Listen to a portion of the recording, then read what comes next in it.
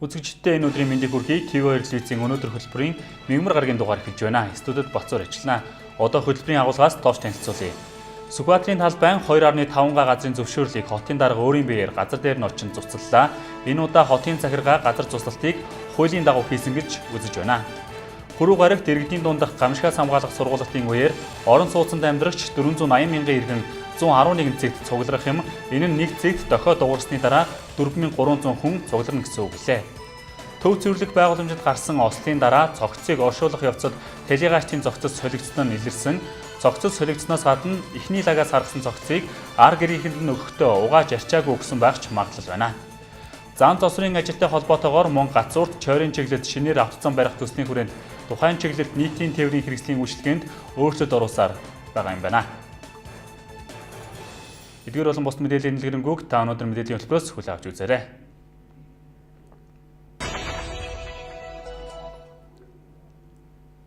Монгол Улсын ерөнхийлөгч Батболго бүгд найрамдах Хятад ард улсад төрийн ажил хийж нэг бүс нэг зам олон улсын хамтын ажиллагааны дээд хэмжээний форумд оролцсон. Энэ бол Хятад Монгол хоёр улсын дипломат харилцаа тогтоосны 70 жилийн ойг тэмдэглэх чухал үед тохиож байгаа хоёр улсын харилцааны томоохон үйл явдал мөн Монгол улсын нэг бүс нэг зам санаачлагын бүтээн байгуулалтанд илүү гүн гүнзгий бүх талын оролцоог нэмэгдүүлэх чухал боломж хэмээн бүгд найрамдах Хятад ард улсаас Монгол улсад суугаа онц бөгөөд бүрийн эрх элчин сайд шинэ хаймыг үзэж байна.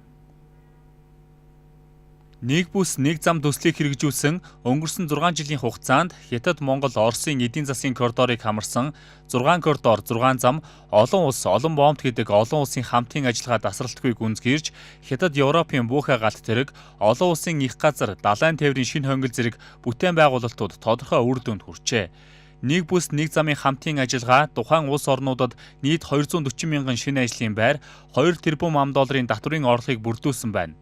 Монгол улсад суугаа элчин сайд Шин Хятад Монгол хоёр улс нь уул усаараа холбогдсон сайн хөрш, сайн найз, сайн түнш нэг бүс нэг зам санаачлага нь хөрш орнуудын хооронд харилцан ашигтай хамтдаа хожих, чин сэтгэлээсээ харилцан туслалцах, хамтдаа хөгжөхөд чухал ач холбогдол өгдөг хөгжлийн өргөн зам болно. Нэг бүс нэг зам санаачлага нь Монгол улсын хөгжилд алтан жигүүр ургуулж өгөх болно гэлээ. 2017 онд Монгол улсын ерөнхий сайд нэг бүс нэг зам олон улсын хамтын ажиллагааны анх дугаар удаагийн дээд хэмжээний форумд оролцсон. Өнгөрсөн онд Монгол улсын ерөнхий сайд хөрөлсөх бүгд найрамдах Хятад ард улсад ажиллах үеэр нэг бүс нэг зам санаачлага ба Монголын талын хөгжлийн зам санаачлагын стратегийн уялдаа холбоог эрчимжүүлэх тухай нэгдсэн саналд хүрсэн байдаг.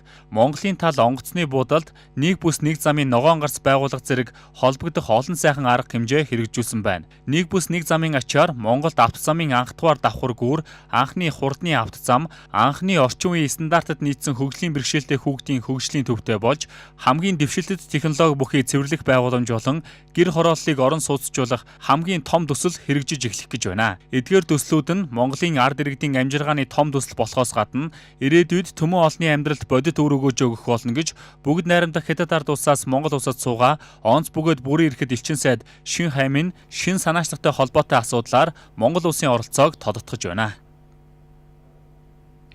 Монголын ардчилсан холбооны залуучуудын зөвлөөс гэх хүмүүс өнөөдөр хэвлэлийн хурал хийлээ. Тэд Капитал банк дампуурс нь Монгол банкны хариуцлага үйлдэл гэж харж байна. Мөн иргэдээс гадна их сургуулиуд хохирсныг онцллоо. Капитал банкыг дампууруулсан нь цэвэр Монгол банкны буруутай үйл ажиллагаа тул энэ банкны удирдлагуудыг огцруулах ёстой гэсэн мэдээллийг Монголын ардчилсан холбооны залуучуудын зөвлөлөөс гэх 3 залуу мэдээллээ. Хурал мэдээлэлээ танилцуулсан Баян мөнх Капитал банкны хохирогчдын тоо аж ахуйн нэгжийн хамт 256 мянга хүрсэн гэлээ. Монгол банкны ерөнхийлөгчийн 2019 оны 4 сарын 8-ны өдрийн 96 тоо тушаалаар Капитал банкыг албадан татан болгох шийдвэр гаргасан. Энэ шийдвэр нь тухайн банкнд мөнгө хадгалсан 256 мянган иргэн аж ахуй нэгж тэдгээр эрх нь өдөлгөөр зөрчигдсөн байгаа дээр бас дуу хоолойгоо хүргэх гэж энд ирсэн байна. Энд хамгийн гол нь төрийн асар их хэмжээний мөнгө буюу тэтгэврийн даатгалын сан 104 тэрбум, эрүүл мэндийн даатгалын сангийн 136 тэрбум, хөгжлийн банкны 52 тэрбум, хөдөлмөр эрхлэлтийг дэмжих сан гэж байдаг 47 тэрбум. Нийтдээ 340 тэрбум төрийн мөнгө одоо бас энд салхинд хийсч ингэж дампуурж байна. Энэ байдал дээр бол одоо Монголын ардчилсан холбооны зүгээс бол дуу хоолойгоо өргөж одоо ингэж нийгэмд эзэлж байгаа, нийгэмд одоо болж байгаа хууль зөрчсөн одоо буруу зүйлүүдтэй одоо дуу хоолой өргөхөөс аргагүй байдал төрээд байна. Капитал банкны хохирогч иргэдээс гадна ихтэй сургуулиудын байршуулсан хөрөнгө ийхүү эрсдэлд өртөж байгаа нь залуучуудын амьдралд ч нөлөөлнө гэж тэд үзэж байна.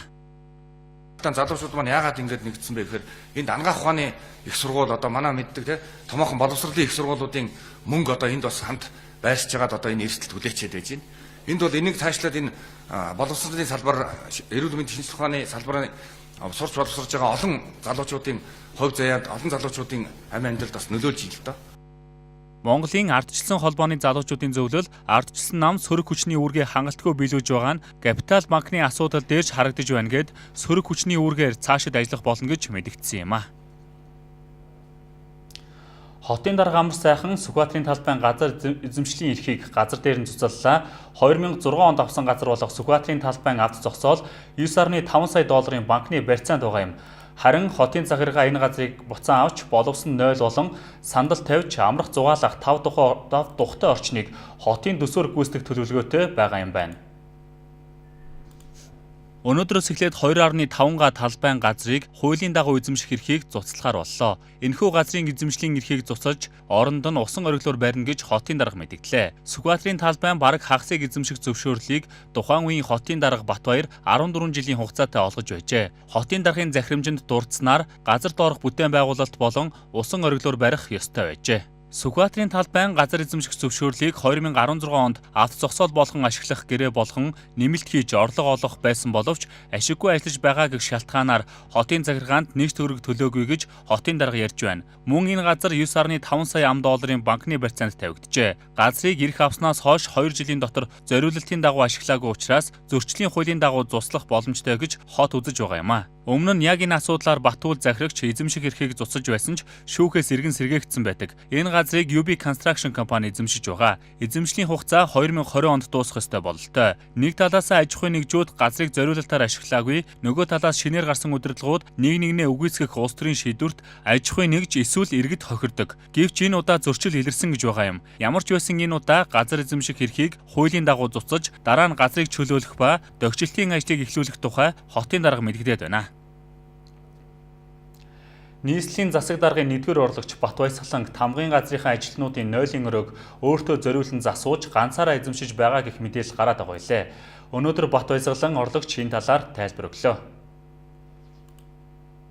Нийслэлийн орлогч дарга Бат Баясгаланг тусгай арх ям бидэлж хүмүүсийн хэрэгцээг хязгаарласан бусдын үндсэн эрхэнд халдсан үйлдэл хийлээ. Бусдын хэрэгцээнд байсан нойлог зөвхөн өөртөө зориулан засварлан ганцаараа эзэмшиж байна гэх шүүмжлэл цахимаар нэлээд газар аваад байсан ч тэрээр өнөөдөр энэ бол өмнө нь байсан нойл түүнийг тамгын газар хийсэн засварын ажлын хүрээнд зассан гэх хариултыг өгөөд байна. Би өмнө нь Батуул даргын суужсан өрөөнд шилжиж суух, 1-р орлогч шилжиж суух ийм одоо зохион байгуулалтанд орсон. Тэнд байсан нь л тэгээ өнөөдөр тамгын газарт хийсэн засварын дагуу засвар хийгдсэн юм байна лээ. Би тэнд ороочгүй. Би хувьдаа засуулаачгүй. Тэрээр нийслэлийн засаг даргын 1-р орлогчоор 10 томилогдсон ч өмнө нь Батуул даргын сууж байсан өрөөнд шилжин суугаад 10 ч хоноогүй гэж байгаа юм. Төв цэвэрлэх байгууламжид энэ сарын 16-нд осол гарч 4 хүн амиа алдсан харамсалтай гарсан. Амиа алдсан хүмүүсийн цогцыг аврагчид гаргасны дараа шууд шүүхийн шинжилгээний үндэсний хүрээлэнд хүлээлгэж өгсөн байдаг. Гэтэл нас барсан хүмүүсийн цогцос солигдсон гэх сэтгэл сэртгэлхэн мэдээ үнэн болох нь тогтогджээ. Нас барсан 4 иргэний нэгийг нь өнгөрсөн баасан гарагт гэрээхний хүлээн авч хөдөөлүүлжээ. Үлдсэн 3-ыг нь өчигдөр даваа гарагт нутаглуулах байсан тул шүүхийн шинжилгээний үндэсний хүрээлэнгээс талигачдынхаа цогцыг авахар ирэх үедээ солигдсныг нь мэдэж цочирджээ. Ингээд ар гэрээхний цогцнууд солигдсныг мэдэж шүүхийн шинжилгээний үндэсний хүрээлэнд гомдол гаргажээ. За ийм явдал болсон, ийм харамсалтай явдал болсон байгаа. Одоо яг энэ асуудлаар манай хян шалгалт дотоод даваатуудын хэлтсээс одоо албаны шалгалт явуулж байгаа. Энэ ямар одоо албан тушаалтан ямар хүн хариуцлах алдаа гэдэг дээр одоо яг албаны шалгалт хийгдэж байна. Энэ талаар одоо шалгалтын үр дүн одоо хархан гараагүй. Тэр тухай гарахаар одоо холбогдох албан тушаалтанд хариуцлах асуудал яригдана. Мөн энэ цогцон дээрх нэрний асуудал одоо хаана солигдох гэдэг юм уу тогтоогоор цагдаагийн байгууллагатай хамтран ажиллана. Осол болсны дараа өтгөн лагын дотроос хүмүүсийн цогцыг гаргаж авсан. Маш их бохирдлогдсон байснаас ар гэрэн танихгүй байсан байж болох уу гэсэн асуултад шүүхийн шинжилгээний үндэсний хүрээлэнгийн эмнэлгийн асуудал хариуцсан дэд захирал амгалан бол угааж арчигвч танигдах хэмжээнд байсан гэж хариулсан юм. Өтгөн лаганд одоо дотроос тэр дөрвөн цогцыг гаргаж авсан. Мэдээж бол маш их одоо бохирлогдсон байсан. Хэргийн газараас бол цагдаагийн байгууллага бол таниулан ажиллагаа хийгдээд манай байгууллагт одоо ирж тайлгаагчдыг одоо угаад цэвэрлээд ар гертний үзүүлэх юм ажиллагаа явагдах хэрэгтэй байсан. Гэтэл энэ үед ажиллагаа бол одоо хийгдээгүй. Осол гарсны дараа газар дээр нь цогц таниулах ажиллагаа явагдахад тайлгаагчдын цогц таниулах ажиллагаанд ар гэрийнхнийг нь оролцуулахгүйгээр ослын газарт байсан төв цэвэрлэх байгууламжийн ажилтнуудыг оролцуулсан байна. Харин баасан гарагт оршуулгдсан цогц нь үлзэн 3-ын нэгтээ солигдсон бололтой. Учир нь үлзэн 3 хоорондоо солигдсон байсан бол биркээ солиод л солиогоо гаргах байлаа. Гэтэл энд зардлын асуудал яригдж одоогоор шүүхийн шинжилгээний үндэсний хүрээлэн зардал төлнө гэж байгаач дараа нь цогцыг сольсон буруутныг олсны дараа зардлаа нөхөн гаргуулах юм байна. Энэ бүхнээс харахад оршуулгдсан цогцтой үлзэн 3-ын нэг нь солигдсон байж таарч байгаа боловч энэ талаар шүүхийн шинжилгээний үндэсний хүрээлэн шалгаж байгаа гэдгээс өөр хариулт өгөхгүй байгаа юм. Мөн оршуулгаар цогцыг олгохдоо ар гэрээсэн ч цогцыг олигтой таниулах арга хэмжээ аваагүй асуудалж яригдах бололтой. TV2 телевизтэй хамт байгаа үзэгчдэд баярлалаа. Өнөөдөр хөтөлбөр хүргэлж байна.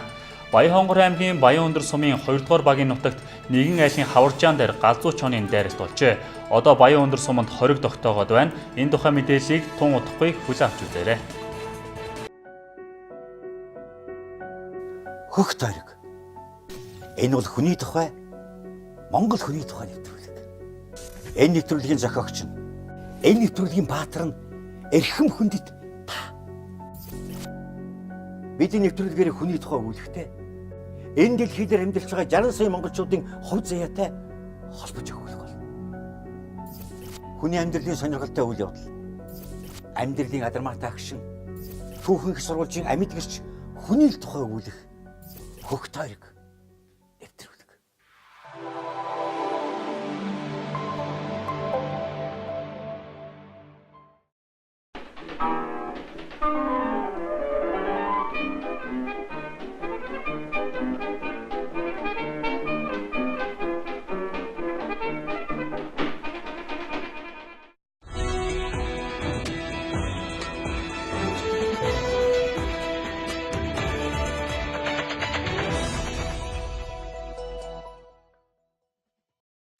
Гачууртын уулзуураас Налайх Чойрын уулзуур хүртэлх 20.9 км автоцам барих төслийн хүрээнд энэ чиглэлд зарим төрлийн тээврийн хэрэгслийн хөдөлгөөнийг 2019 оны 4-р сарын 15-ны өдрөөс эхлэн 11-р сарын 30-ны өдрийг хүртэлх хугацаанд хязгаарласан.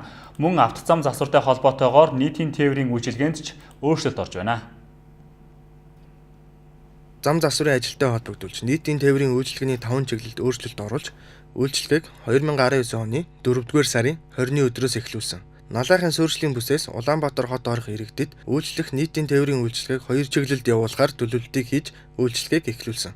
Ингэснээр Налайхын автозам дагуу гаргасан төр замаар Налайх офицеруудын ордон чиглэлд дунд багтаамжийн 12 автобус 13-аас 14 минут тутамд, Налайхаас Төв аймаг дээрх хатуу гучлалтай замаар Налайх Төв аймаг 120 мянган чиглэлд их багтаамжийн 10 автобус 26 минут тутамд үйлчлэх төлөвлөлтийг хийж үйлчлэгээ эхлээд байна. Гэвч Налайхын автозам дагуу гаргасан төр замаар үйлчлэх дунд багтаамжийн автобусаар зорчих иргэдийн эрэлт их байгаа тул Налайх болон зам дагуух Хонхор, Урах наран хорооллын иргэдэд үйлчлэх чиглэл болон тээврийн хэрэгслийн тоог нэмж үйлчлэгээний хүртээмжийг нэмэгдүүлэх зохицуултыг 2019 оны 4-р сарын 23-ны өдрөөс хийхээр болжээ. Ингэснээр ХО5 Налайх офицеруудын ордон чиглэлд үйлчлэх тээврийн хэрэгслийн тоог 2-оор нэмэгдүүлж хүлээгдлийн хугацааг 10-аас 11 минут. ХО 11 офицеруудын ордон чиглэлд үйлчлэх тээврийн хэрэгслийн тоог 1-ээр нэмэгдүүлж хүлээгдлийн хугацааг 2 дахин багасгах.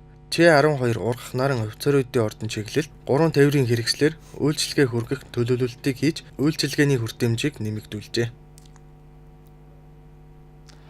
Галзууч нь 2 хүнийг дайрч гэмтээжээ. Энэ явдал 19-ний оройн 21 цагийн орчимд Баянхонгор аймгийн Баян өндөр сумын нутагт байрлах 2 дугаар багийн нутаг Яман ус хэмээх газар болжээ.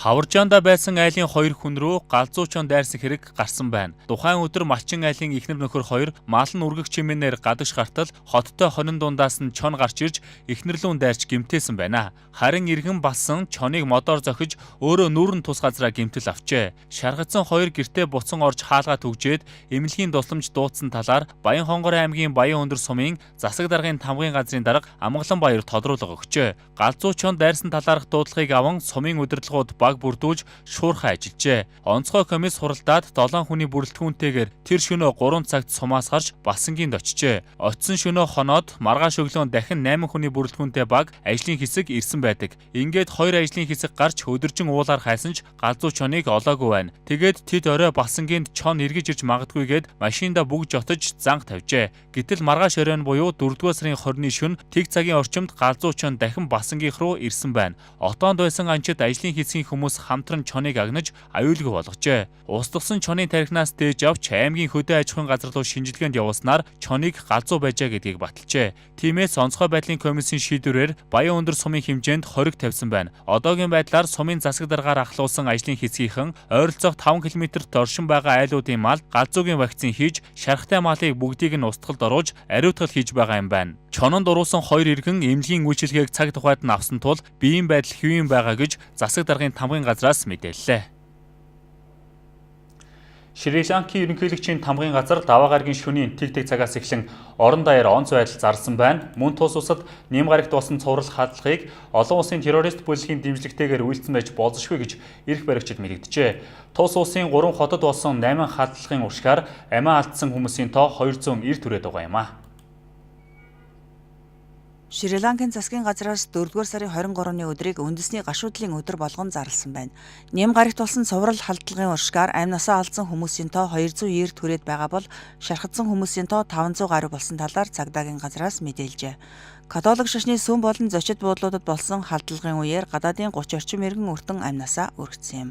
Коломбо, Негомбо болон Батикалао хотод нийт 8 газарт халдлага болсон нь тус улсын түүхэнд урьд өмнө тохиолдож байгаагүй эмгэнэлт явдал болсон билээ. Энэхүү цуврал халдлагыг Шри-Ланкаас гаралтай амиа золиослогчид үйлдсэн гэж тус улсын эрх баригчид мэдээлжээ. Хэдийгээр халдлагын хариуцлагыг аль нэгэн бүлэглэл хүлээгээгүй байгаа боловч Шри-Ланкийн засгийн газар уг халдлагад үндэсний 5 хэд жамаат жихадуудын бүлэглэлийг буруутгаж байгаа юм. Алан хядагч бүлэг сүмүүдэд амиа золиослох халдлага үйлдэнэ гэсэн сануулгыг тус улсын цагдаагийн хүчнийхэнд урьдчилан сануулж байсан талаар мөн мэдээлж байна. Цагдаа нар өргөн хүрээтэй нэгжлэг явуулж одоогоор 24 хүнийг баривчлаад байгаа юм байна. Халдлага болсон өдөр бизнесийн Пета төвийн автобусны зогсоолоос нийтдээ 87 ширхэг тесрэх бодисыг цагдаа нар илрүүлжээ. Ерөнхийлөгч Сирисина дахин халдлага гарахаас сэргийлэн сүм хийд болон бусад газруудын хамгаалалтыг чангатах тушаалыг өгчээ.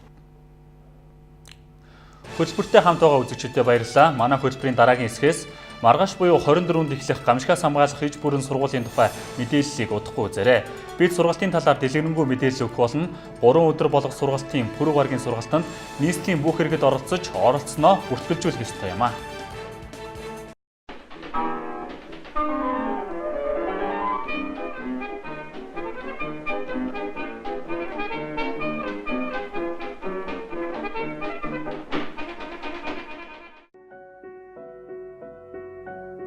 Хөх тойрог. Энэ бол хүний тухай Монгол хүний тухай нэвтрүүлэг. Энэ нэвтрүүлгийн зохиогч нь энэ нэвтрүүлгийн баатар нь эрхэм хүндэт та. Бидний нэвтрүүлгээр хүний тухай өгүүлэхдээ энэ дэлхий дээр амьдарч байгаа 60 сая монголчуудын хувь заяатай холбож өгөх бол. Хүний амьдралын сонирхолтой үйл явдал. Амьдралын адармаатай агшин. Түүхэн их сурвалжийн амьд гэрч хүний тухай өгүүлэх хөх тойрог нэвтрүүлэг.